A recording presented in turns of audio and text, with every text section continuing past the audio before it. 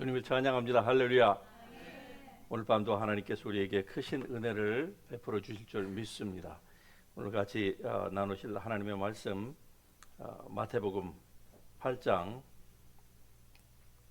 22절에서 27절의 말씀을 우리 다 같이 한 목소리로 이 말씀 같이 읽겠습니다. 22절부터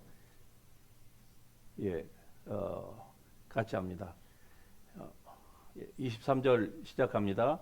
배 오르심에 제자들이 따랐더니 바다에 큰 놀이 일어나 배가 물결에 덮이게 되었으되 예수께서는 주무시는지라. 바다에 그 제자들이 나와 깨우며 이르되 주여 구원하소서, 우리가 죽겠나이다.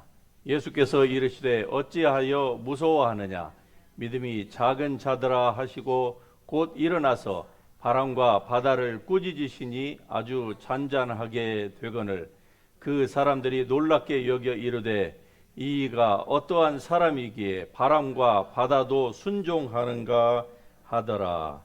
아멘. 제가 계속적으로 마태복음을 시리즈로 말씀을 드리는 가운데 오늘은 그 35번째로 우리의 삶에 일어나는 이 크고 작은 문제와 그리고 그것과 연관된 믿음에 대해서 같이 살펴보기를 원합니다. 사람들은 흔히 그렇게 생각을 합니다. 예수님을 믿으면은 삶의 모든 문제가 다 해결이 된다. 그래서 더 이상의 문제가 없다. 이렇게 생각을 하는 것이죠. 그래서 이런 생각으로 예수를 이렇게 전도를 받아서 믿은 사람들이 간혹 실제 예수를 믿고 보니까 자기가 들은 바와는 다른 현상이, 즉 예수 믿기 전이나 또는 어떤 측면에서 모든 사람에게 다 같은 것은 아니지만 그러나 어떤 사람은 예수 믿고 난 이후에 더 많은 문제가 발생이 될 때에 어떤 사람들은 크게 낙심하기도 하고, 또 어떤 다른 사람은 아예 예수 믿는 것을 두렵다고 포기하고 그냥 다시 세상으로 옛날로 돌아가는 이러한 모습들을 보게 됩니다. 자, 오늘 이 하나님의 말씀을 통하여서 오늘 본문 가운데서 이런 부분에 대한 우리의 이 성경적인 견해가 어떠한지를 우리가 살펴보면서 하나님의 은혜를 같이 나누기를 원합니다. 오늘 좀 전에 읽었던 23, 4절에 보면은 배에 오르셔서 제자들이 예수님을 쫓았더니 라고 얘기를 하고 있습니다. 자, 이 말씀은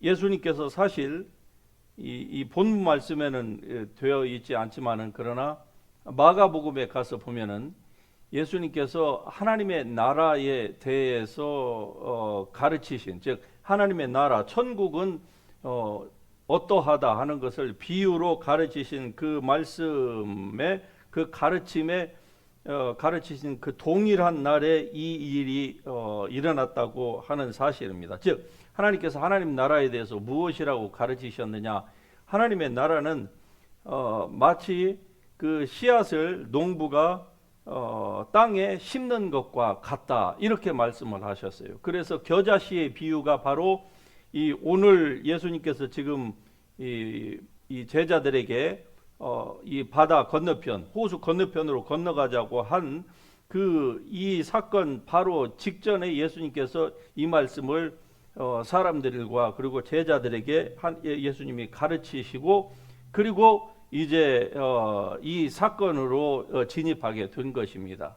그래서 이 사건이 굉장히 중요한 의미를 갖는 이유가 무엇인가 하니, 예수님이 하나님의 나라가 어떠하느냐, 하나님의 나라는 마치 겨자씨 한 알과 같다. 그래서 심을 때에는 이게 별거 아니지만은 그러나 심고 난 다음에는 모든 나무보다 더 큰 이러한 이 상태가 된다 하는 것을 예수님께서 말씀하시고서 제자들로 하여금 이 말씀을 제자들이 얼마나 알아들었는지, 그리고 실제로 그들의 삶 가운데에서 문제가 닥쳤을 때 그들이 이 말씀을 어떻게 적용하는지를 보기 위하여서 예수님께서 제자들에게 이제 바다 건너편으로 가자, 배를 띄워라, 이렇게 말씀을 하셨던 거예요. 다시 얘기하면 주님의 말씀을 가르치시고 난 이후에 그 말씀을 제자들이 어떻게 반응하는지를 알기 위해서 이 제자들을 시험이 닥치는 바다 한가운데로 내모른 것입니다. 제자들은요, 대부분 베드로부터 시작해서 이 어부 출신들이 다수를 차지했기 때문에 바다가 어떠한지, 그 갈릴리 호수가 마리 호수지 실제로 가서 보니까 바다라고 할 만해요. 그리고 보통 호수는 그렇게 아무리 커도 호수에서 그렇게 큰 이 파도, 이 광풍이 잘 일어나지는 않습니다. 그러는데 이 갈릴리 호수는 달라요. 왜냐하면은 갈릴리 호수 그 주변에 그 만년설이 있는 그 헐몬산이 있거든요. 그 헐몬산에 갑자기 바람이 갔다가 공기가 이동하다가 워낙 높다 보니까 부딪혀요. 부딪혀가지고 이게 넘지를 못하고 그냥 밑으로 쏜살같이 내려옵니다. 이게 이 물을 치면은요, 우리 마치 캘리포니아처럼 낮에는 이렇게 뜨거운데 밤중이 되면은 거기도 굉장히 그 기온차가 심합니다. 그러니까 위에서 내려오는 그 바람과 그리고 급격하게 그 변화하는 그 일교차가 합해져 가지고 이게 호수를 치면은 호수에서 노도 광풍이 마치 폭풍처럼 일어나는 것이 굉장히 잦습니다. 그래서 어부들은 거기에서 잔뼈가 굵었기 때문에 절대로 밤중에는 어지간하면은 배를 띄우지 않는 것이 일반화되어 있는 그들의 지혜였습니다. 그런데 예수님께서 그들에게 건너편으로 가자. 그곳에 이제 또 사역하러 가셔야 된다는 것이죠. 그래서 제자들은 자기네들의 상식하고는 맞지는 않았지만 그러나 예수님께서 말씀하시니까 그냥 그날 날이 저물 때에 밤중에 이제 지금 출발을 하는 거예요. 조금 있으면 금방 날이 어두워집니다. 우리가 저편으로 건너가자. 예수님께서 그렇게 말씀을 하시고 이제 이 제자들은 예수님의 말씀에 순종해서 갑니다. 그런데 얼마 가지 못하여서 이 그들이 염려하던 사단이 일어나고 만 거예요. 갑자기 바람이 불더니 배가 요동치기 시작합니다. 큰 바람이 일어가지고 배 자체를 완전히 뒤집어 엎으려고 하는 것이죠. 그때 예수님은 보면은 주무셨다 이래요. 예수님이 탄 배는 오늘날처럼 무슨 럭셔리 이런 그런 보트가 아니었습니다. 선실 따로 있고 잠자는 실 따로 있고 아무리 비가 와도 그 안에서 뭐 충분히 잘 수 있는 그런 배가 아니었어요. 제자들이 운행했던 고기 잡는 배, 비가 치면은 그냥 그대로 다 맞을 수밖에 없는 그 배의 한 모퉁이에서 예수님이 주무시고 계셨다고 하는 사실입니다. 그런데 노도 광풍이 일어나서 이제 배가 뒤집어지려고 하자 제자들의 반응을 보세요. 그들이 너무나도 두려웠습니다. 두려움에 떨어가지고 갑자기 주무시는 예수님을 가서 흔들어 깨운 거예요. 본문에서는 그런 부분이 정확하게 적나라하게 나와 있지 않지만 그러나 마가복음에 가서 보면, 왜냐하면 마태복음은 마가복음을 근거로 해서 쓰여진 이 공간복음이거든요. 그래서 제자들이 마가복음에 가서 보면은 예수님께 아주 불평을 합니다. 주여, 우리가 죽게 된 것을 돌보지 아니하시나이까 무엇 좀 하시옵소서라고 예수님에게 막 불평하고 원망 섞인 말을 하는 거예요. 이럴 줄 알았다는 것이죠. 이래서 우리가 이때는 절대로 우리 힘으로는 우리 의지로는 건너지 않는데 주님께서 가자고 하셨는데 왜 이런 일이 발생하느냐는 것이죠. 예수님은 그러한 가운데에서도 가짜로 주무신 게 아닙니다. 제자들이 이놈들이 어떻게 하나 보려고 한번 내가 잠자는 신용을 하겠다. 주님께서는 절대 그런 것이 아니에요. 말 그대로 주님은 배에서 주무셨습니다. 어떻게 주무실 수가 있냐고요? 사람이 마음에 평안함이 있으면은 잘 수 있습니다. 왜? 주님의 마음은 폭풍과 그리고 이 성난 파도와 같은 것이 주님의 마음에는 없었기 때문에 그래요.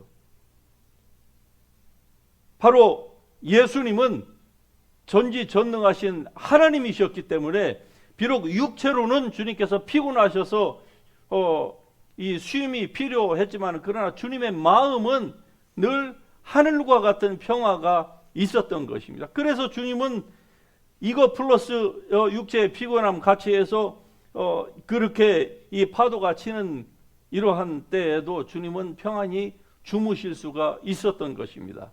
이러한 주님의 평안함이 바로 구원받은 하나님의 백성인 여러분 사이 안에도 존재하고 있음을 믿을 수 있길 주의 이름으로 축복합니다. 우리가 그러나 이런 사실을 몰라요. 하나님의 말씀을 통해서만이 우리가 이것을 깨달을 수가 있는데 사실은 우리가 말로는 믿는다고 하지만 그러나 진짜로 우리가 믿는지를 한번 보십시다. 제자들에게 주님께서 하나님의 나라는 겨자씨를 이 땅에 심는 것과 같다 이렇게 말씀을 하시면서 주님께서 분명히 이렇게 말씀하셨습니다. 바다 건너편으로 가자 그랬어요. 이 부분에 있어서 우리는 대부분 그냥 지나칩니다. 주님께서 사역을 하기 위해서 게네사렛 바다 건너편으로 가자고 하시는구나. 우리는 그냥 이렇게만 생각을 합니다. 그러나 보세요. 여기서 주님께서는 가다가 물 가운데에서 우리가 빠져서 죽을지도 모른다 이렇게 말씀하시지 않고 바다 건너편으로 가자. 주님의 말씀에는 이미 바다 건너편에 이 제자들이 가 있는 것을 주님은 확정적으로 말씀을 하고 계신 것입니다. 물론 그 말씀을 하실 때는 아직 배에 이제 막 출발하는 단계였겠죠. 그러나 주님의 말씀을 보세요. 주님은 너와 너희들과 나는 이미 바다 건너편에 간다 하는 것을 기정사실화하고 주님께서는 말씀하시는 거예요. 그런데 이 말씀은 바로 단순한 인간적인 한 30세 청년인 나사렛 예수에게서 나온 것이 아니고 전능하신 하나님에게서 나온 말씀입니다. 그런데 제자들이 이 주님의 말씀을 좀 전에 이 사건이 일어나기 전에 낮 시간 동안 계속적으로 하나님의 나라에 대해서 주님이 가르치신 하나님의 나라는 씨와 같다. 자, 씨가 무엇이냐? 씨는 하나님의 말씀이라고 주님께서 분명히 제자들에게 말씀을 하신 거예요. 씨는 말씀이다. 말씀은 씨앗과 같다. 자, 그러면 그 씨앗을 어떻게 할 것인가? 씨앗은 하나님의 말씀인데 예수 그리스도가 하나님이심을 이 제자들은 알았습니다. 주는 그리스도의 살아계신 하나님의 아들이십니다. 라고 그들은 분명히 확신했어요. 그러면은 주님의 입으로부터 나오는 말씀, 즉 우리가 바다 건너편으로 가자 그 말씀을 믿고서 그들이 가다가 폭풍을 만나도 어떻게 하기를 주님은 원하셨습니까? 왜 주님은 그냥 주무셨을까요? 그냥 피곤하셨어도 그러지만은 한편으로는 내가 이렇게 이들을 가르쳤으니 이들이 이 가운데서 12명 가운데서 한 명이라도 똑바로 들은 제자가 있다고 하면은 이 바람과 파도가 이렇게 이 배를 뒤집어 엎으려고 할 때에 이 가운데서 분명히 단 한 명이라도 바람과 바다를 향하여서 잠잠하라! 이렇게 할 자가 있을 것이라고 주님은 아마 속으로 기대하셨던 것 같아요. 그래서 그냥 편안하게 그냥 주무신 거예요. 그런데 보세요.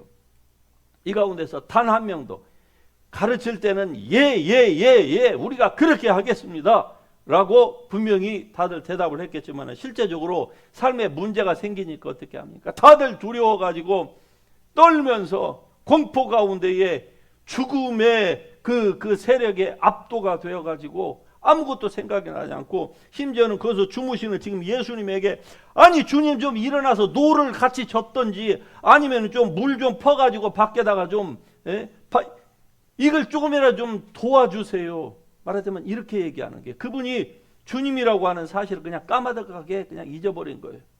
자기들과 같은 하나의 그냥 동료로 예수님을 생각하신 것입니다. 여러분, 예수를 믿어도요, 성경 어디에 예수를 믿으면은 이러한 인생의 밤이나 인생의 폭풍, 또 노도 광풍을 만나지 않는다고 하는 보장을 한 적이 없습니다. 그러나 여러분, 한 가지 여기에서 우리가 중요하게 생각해야 될 것은, 제자들에게는 바로 주님이 그들의 인생의 배에 승선하고 계셨다고 하는 사실입니다. 여러분의 삶이라고 하는 배에 주님이 승선하고 계십니까? 정말로 확신하십니까? 그러면은 노도 광풍은 피할 수는 없어요. 우리가 이 세상에 사는 한, 이 세상은 천국이 아닙니다. 이 세상의 주인은 하나님도 아니에요. 예수님도 아니에요. 인류의 시조 아담과 하와가 자기에게 주어진 모든 권리를 다 사단에게 넘겨서 공중의 권세 잡은 자 사단, 마귀, 그리고 그들을 따르는 이 fallen angel들이 이 세상을 지배하고 있기 때문에 할 수만 있으면 믿는 사람들은 더 공격합니다. 안 믿는 사람들은 어차피 자기네들의 어둠의 자식들이에요. 그렇기 때문에 그들은 어지간한 잘못을 해도 그냥 넘어갑니다. 그런데 그리스도인들은요, 손톱만큼의 잘못이 있으면은요, 그게 침소봉대 돼가지고 이렇게 커지게 만드는 것이 이게 악한 영들의 하는 일 아닙니까? 하지만 여러분의 삶 가운데에 정말로 예수님이 승선하고 계시다고 하면은 여러분의 인생의 배가 바닷속에 수장되는 일은 없을 줄로 믿으시기 바랍니다. 왜? 주님께서 함께 계시기 때문에 그래요. 그래서 주님은 말씀하십니다. 제자들에게 너희가 가면서 전파하여 이르되 천국이 가까이 왔다 하고 너희가 병든 자를 고치며 죽은 자를 살리며 나병한 자를 깨끗하게 하며 귀신을 쫓아내라, 이렇게 말씀을 하는 거예요. 이게 무슨 말씀입니까? 바람과 파도가 여러분의 인생을 다 망가뜨리려고 하는 이러한 챌린징이 여러분의 삶 가운데 올 때에 사람들은 보통 어떻게 합니까? 제자들처럼 반응을 해요. 평소에는 예배도 잘 드리는 것 같고 예수도 잘 믿는 것 같은데 문제가 생기면은요, 너나 나 할 것 없이 어떻게 합니까? 두려워 떨어가지고 그냥 그것 때문에 마치 하나님이 없는 것처럼, 뻔히 자기 눈으로 주님이 옆에서 주무시는 것을 보고 있음에도 불구하고 주님의 어떠한 분인지에 대한 인식이 없는 거예요. 왜? 두려움은 우리의 불신앙을 완전히 노출시켜 버립니다. 그래서 성경에서 모세에게도 또 다른 하나님의 종들에게도 주님께서 가장 먼저 말씀하신 것이 뭡니까?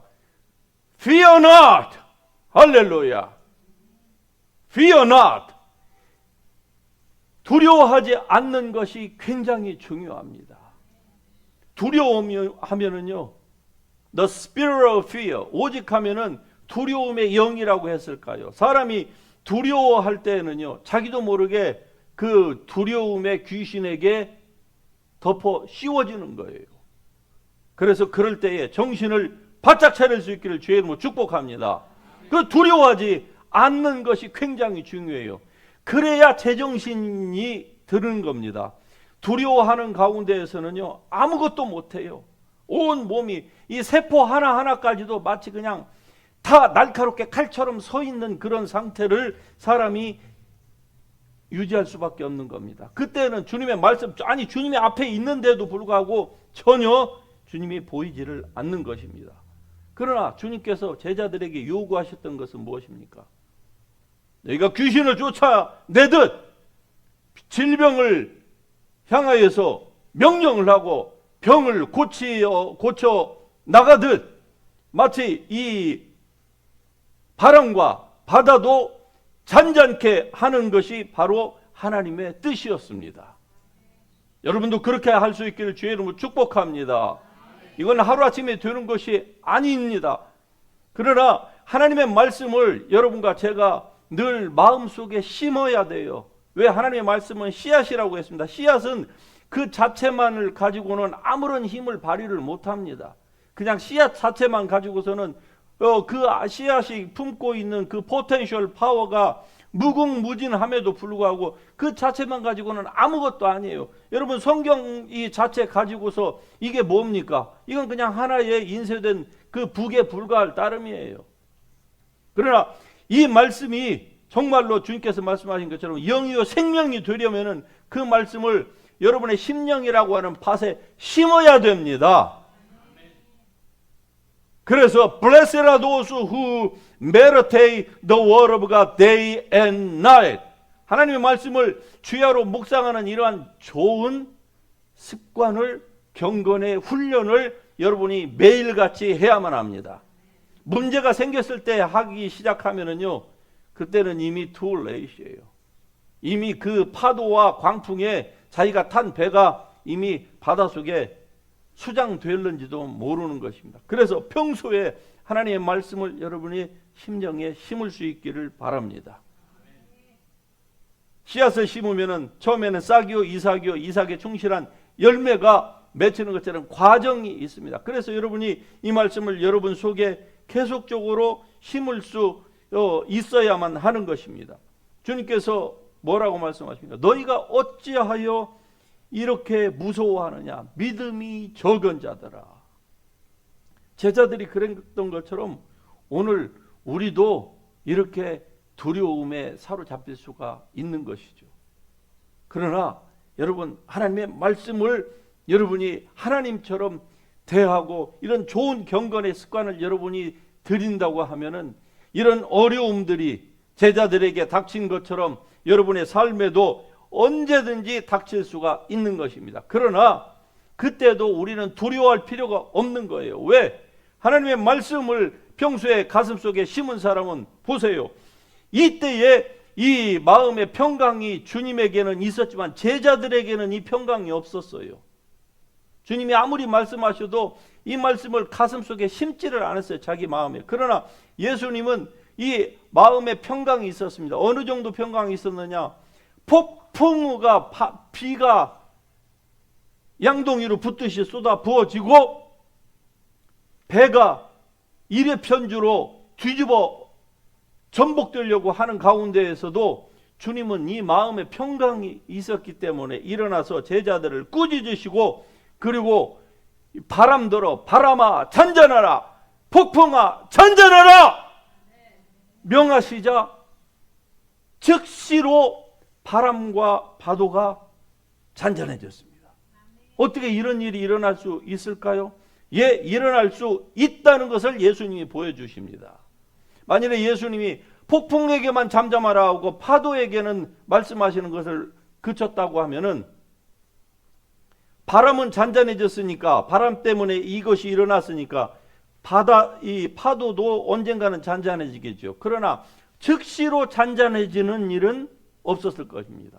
그러나 주님은 바람에게도 명령하시고 그리고 파도에게도 잠잠하라고 명하셨던 거예요. 이것을 통해서 우리가 알 수 있는 중요한 교훈이 있습니다. 그것은 바로 여러분의 심령 가운데에 세상에 폭풍이 들어오지 않도록 여러분이 그것을 막아야만 한다는 사실입니다.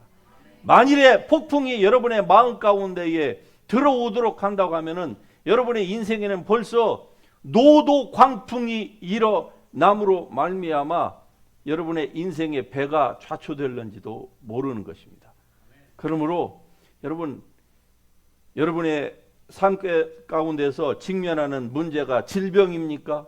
관계입니까? 재정입니까? 그 어떠한 것입니까? 그것이 여러분의 심령 가운데 들어오지 못하게 하십시오. 다시 말씀드리면 여러분의 마음에 주신 하나님의 나라가 온전히 지켜질 수 있도록 여러분이 믿음으로 반응할 수 있기를 주님의 이름으로 축복합니다. 그리하면 어떠한 문제가 여러분을 삼키려 한다 할지라도 여러분은 능히 예수님처럼 그것을 잠잠케 할 수 있게 되는 것입니다.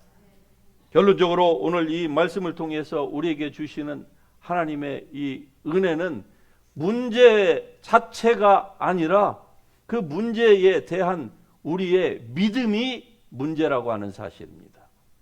그러므로 여러분의 마음에 이미 예수 그리스도의 그 믿음, 하나님과 같은 믿음, 사도들과 동일한 그 믿음을 주신 것을 여러분이 평소에 잘 지키고 하나님의 말씀을 들을 때에 그 말씀을 경홀히 여기지 말고 그것을 여러분의 심령 속에 마치 농부가 씨앗을 그 포텐셜 파워를 보고 심고 잘 가꾸는 것처럼 여러분이 그 말씀을 심고 그리고 날마다 여러분의 마음과 생각을 지키십시오. 세상으로부터 들어오려고 하는 모든 광풍들을 여러분이 차단하고 하나님의 말씀을 온전히 믿고 그리고 그 말씀으로 여러분의 마음과 생각을 온전히 새롭게 날마다 하는 일을 여러분이 중단하지 마십시오. 아멘. 그리하면 결국 여러분의 삶 가운데에 폭풍 가운데서도 주무실 수 있었던 예수님의 그 평강과 은혜가 넘쳐날 줄로 믿습니다. 할렐루야.